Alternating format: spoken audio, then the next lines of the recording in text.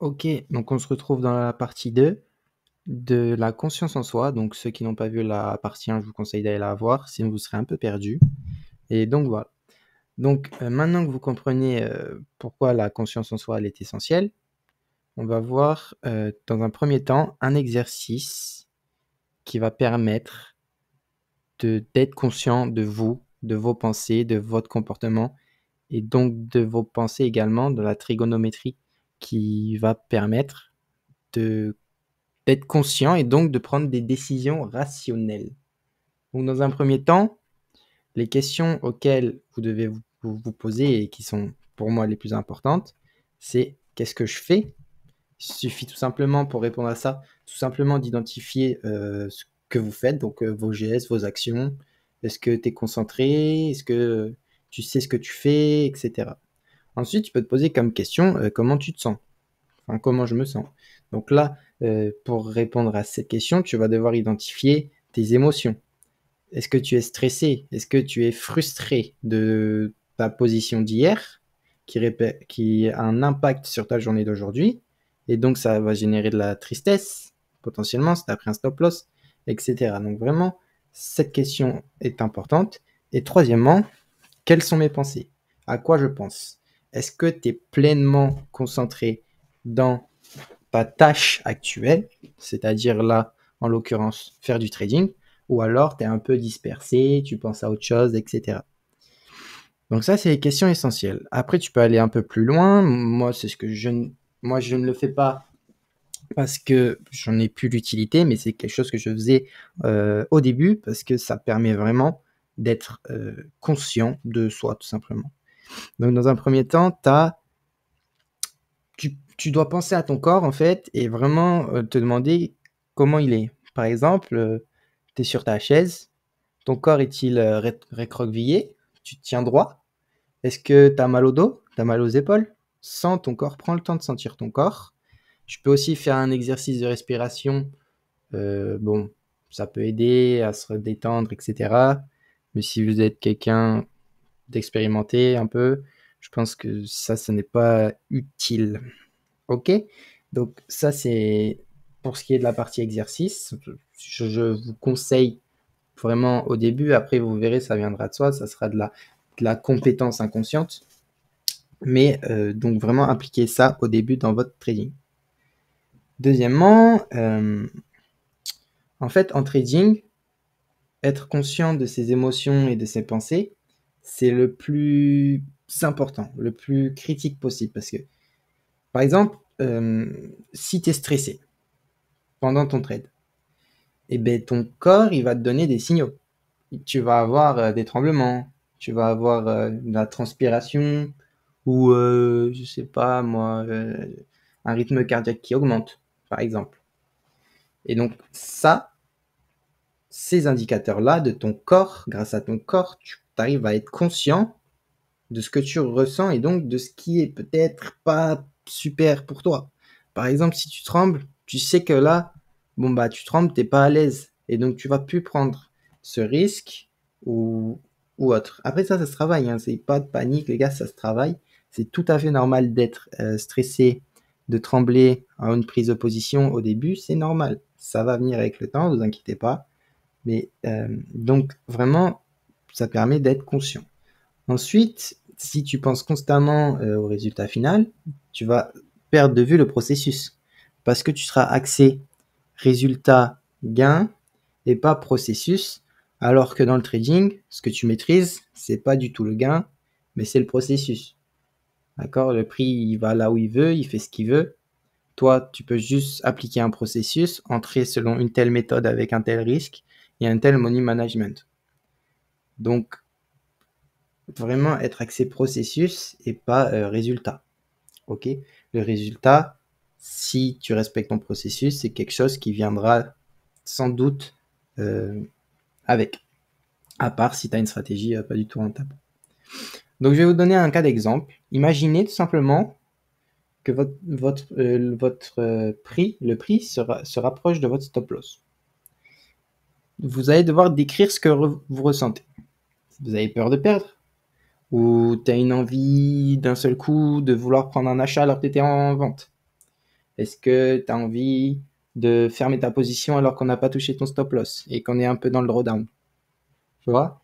Et ces émotions-là, il va falloir que tu les surveilles pendant ton trade parce que c'est elles qui vont te faire prendre des décisions impulsives et donc potentiellement avoir un track record erroné selon ta stratégie parce que tu la respectes plus à cause de tes émotions. Donc moi, ce que je te conseille, c'est d'établir un journal de trading. Le journal de trading et le journaling, ça permet vraiment d'être conscient, de rester conscient de ce qu'on fait. Par exemple, avant le trade, tu peux noter à quoi tu t'attends, à ce que tu penses, à tes émotions et à tes pensées. Par exemple, moi, je veux prendre un achat. Hop, le prix il ouvre là. Je prends un achat ici. Ok, donc moi, je veux prendre un achat. Je suis heureux, content. J'aime ce que je fais. Je suis calme, posé. Ok, donc là, tu as toutes tes émotions où tu te dis, ok, bah là, je peux trader. Super. Le prix revient sur ton trade et tu décides de prendre une position. Ok. Là, tu as ton stop loss ici. Tu as ton TP ici. Le prix commence à aller ici. Ça, tu ne le maîtrises pas. Ok, tu ne le maîtrises pas.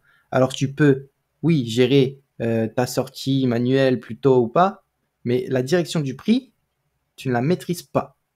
Moi, une fois que je suis en position, c'est soit TP, soit stop loss. Partiel, sortie manuelle, non, il n'y a pas. BE, non. C'est soit TP, soit stop loss. OK? Et ça, vous verrez, ça vous permettra de prendre des gains beaucoup plus que vous pensez et d'agir moins avec vos émotions. Mais donc, pour revenir, ce qui se passe pendant le trade, eh bien, vous allez notifier tout simplement ce qui se passe. Donc, émotion, comportement et pensée. OK? Vous allez devoir notifier. Donc, émotion, bon, bah, ça se rapproche de mon stop loss, j'ai peur. Comportement, j'ai les mains qui tremblent. Pensée, je pense que je vais couper ma position plus tôt. Et ça, quand tu seras plus serein, plus posé après le trade, et que là, ton trade, il vient TP, mais t'es sorti là, tu vas aller voir ton journal, tu vas te dire, ah ouais, ok, en fait, j'ai très bien pris, c'était complètement dans mon plan, c'était ce que j'avais à faire, je suis sorti, pourtant, alors que le prix, en plus, il est venu me TP après. Et au lieu d'être frustré, au lieu d'être triste, et ben avec ton journaling, tu auras pu voir ce qui s'est passé et si ça a été positif ou pas du tout. Ok?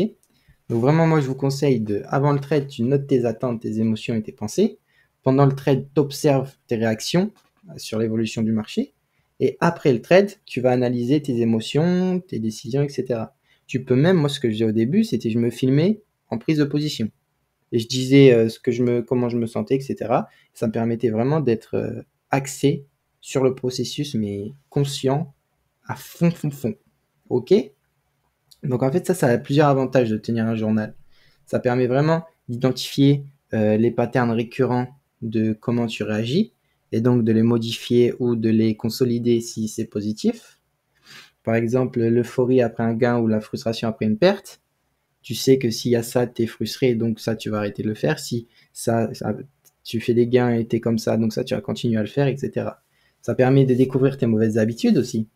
Tu sais que, par exemple, avec le journaliste, si tu as pris un trade impulsif, bon, bah, tu vas voir que donc ce trade, tu le prendras plus parce que tu sais que c'est des trades impulsifs et pas du tout dans la méthode que tu trades. Ok? Et ça permet aussi le journaling de suivre donc ton évolution et d'ajuster ta stratégie en conséquence de tes trades que tu prends. Donc, il faut vraiment prendre l'habitude de remplir ce journal. Soit tu fais ça le soir, après ta journée, soit tu fais ça le week-end, tout d'un coup. Moi, je conseille tous les soirs, enfin, après chaque prise de position, parce que ça permet vraiment d'être régulier et pas d'avoir un seul gros bloc les week-ends, parce que le week-end, ça permet aussi de se reposer. Donc, voilà, pour ce qui est du journaling. Pour finir, je voulais vous parler aussi que développer la conscience de soi en trading, il faut vraiment se poser des questions. La clé pour être conscient, c'est se poser des questions, de prendre des notes sur ces questions et d'analyser ses erreurs pour vraiment être dans le plus conscient possible de ce que tu peux être. J'aurais peut-être dit le mot conscient 1000 fois dans cette vidéo, mais c'est un point clé à ta psychologie. Moi, ça a permis vraiment de modifier mon trading. Et ça, ce n'est qu'un concept de ce que je vais vous parler durant cette série de vidéos. J'en ai plus de 6, 7, je crois.